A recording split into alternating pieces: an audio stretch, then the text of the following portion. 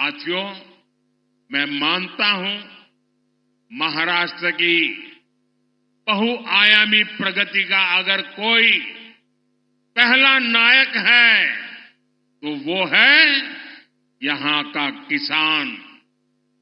जब महाराष्ट्र का, विदर्भ का किसान खुशहाल होगा तभी देश भी खुशहाल होगा। इसलिए हमारी डबल इंजन सरकार मिलकर किसानों की समृद्धि के लिए काम कर रही है।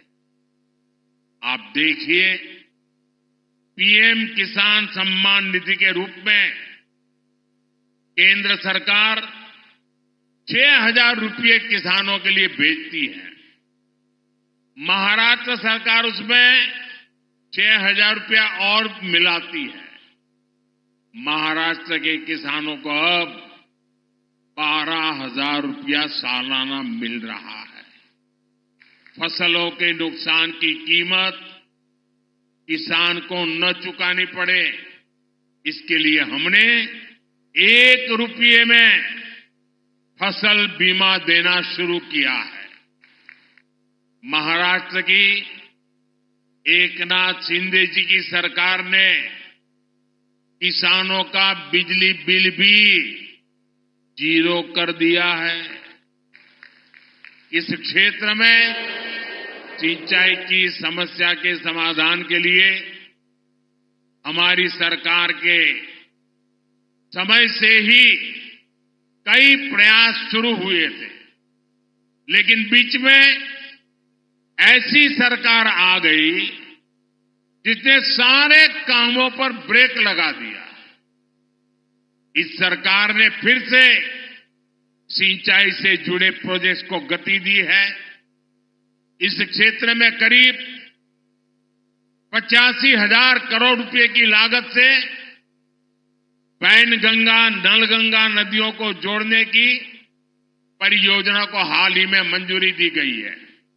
इससे नागपुर, वर्धा, अमरावती, यवतमाल, अकोला, बुल्डाना, इन 6 जिलों में 10 लाख एकड़ जमीन पर सिंचाई की सुविधा मिलेगी। साथियों, हमारे महाराष्ट्र के किसानों की जो मांगे थी उन्हें भी हमारी सरकार पूरा कर रही है।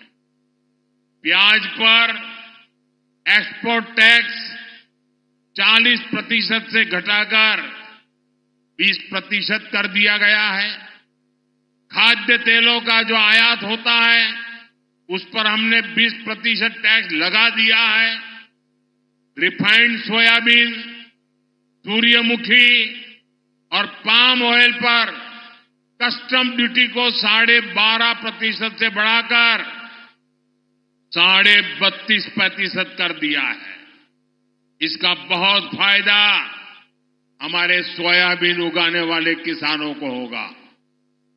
जल्द ही इन सब प्रयासों के परिणाम भी हमें देखने को मिलेंगे, लेकिन इसके लिए हमें एक सावधानी भी बरतनी होगी। जिस कांग्रेस पार्टी और उसके दोस्तों ने किसानों को इस हालत में पहुंचाया, बर्बाद किया, हमें उन्हें फिर मौका नहीं देना है। क्योंकि कांग्रेस का एक ही मतलब है झूठ, धोखा और बेईमानी। इन्होंने तेलंगाना में चुनाव के समय किसानों से लोन माफी जैसे बड़े बड़े वादे किए, लेकिन जब इनकी सरकार बनी तो किसान लोन माफी के लिए भटक रहे हैं। कोई उनकी सुनने वाला नहीं है। महाराष्ट्र में हमें इनकी धोखेबाजी से बचकर रहना है।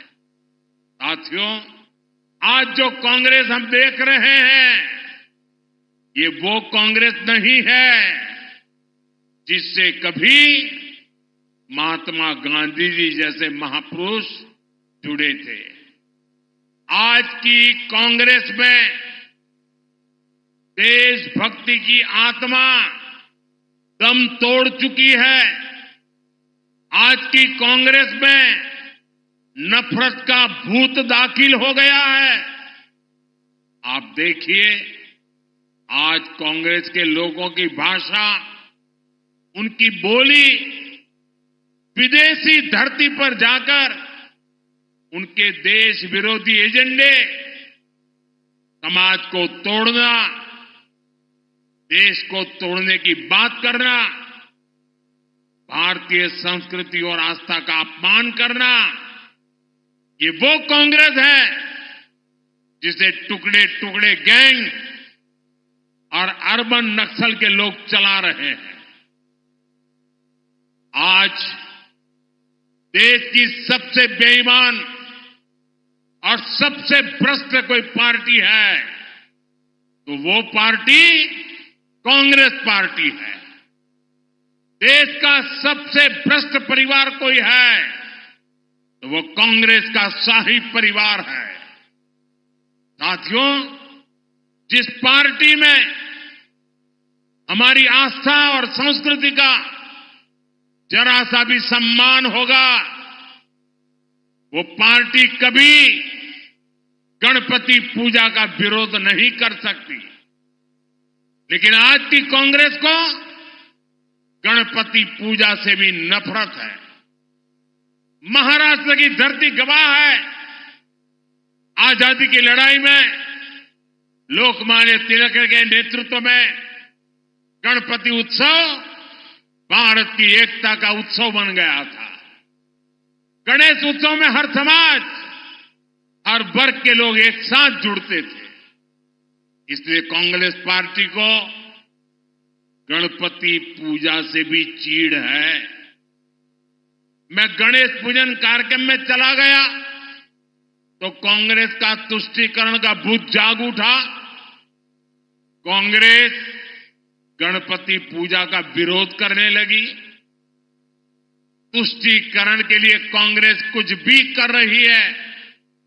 आपने देखा है, कर्नाटका में तो कांग्रेस सरकार ने गणपति बप्पा को ही सलाखों के पीछे डाल दिया। गणपति की जिस मूर्ति की लोग पूजा कर रहे थे उसे पुलिस वैन में कैद करवा दिया। महाराष्ट्र गणपतीची आराधना करीत होता आणि कर्नाटकात गणपतीची मूर्ती पोलीस वैन मध्ये होती। साथियों, पूरा देश गणपति के इस अपमान को देखकर आक्रोशित है। मैं हैरान हूं, इस पर कांग्रेस के सहयोगियों के मुंह पर भी ताला लग गया है। उन पर भी कांग्रेस की संगत का ऐसा रंग चढ़ा है कि गणपति के अपमान का भी विरोध करने की उनमें हिम्मत नहीं बची है। भाई और बहनों, हमें एकजुट होकर कांग्रेस के इन पापों का जवाब देना है। हमें परंपरा और प्रगति के साथ खड़ा होना है। हमें सम्मान और विकास के एजेंडे के साथ खड़ा होना है। हम साथ मिलकर महाराष्ट्र की अस्मिता को बचाएंगे। हम सब साथ मिलकर महाराष्ट्र का गौरव और बढ़ाएंगे। हम महाराष्ट्र के सपनों को पूरा करेंगे। इसी भाव के साथ इतनी बड़ी तादाद में आकर के इस महत्वपूर्ण योजनाओं को आपने जो उसकी ताकत को समझा है, इन योजनाओं का विदर्भ के जीवन पर, हिंदुस्तान के सामान्य व्यक्ति के जीवन पर कैसा प्रभाव होना है, ये आपकी विधानसभा के कारण मैं इसे महसूस कर रहा हूं। मैं एक बार फिर सभी विश्वकर्मा साथियों को, विदर्भ के और महाराष्ट्र के सभी मेरे भाई बहनों को बहुत बहुत बधाई देता हूं। मेरे साथ बोलिए भारत माता की। दोनों हाथ ऊपर करके पूरी ताकत से भारत माता की, भारत माता की।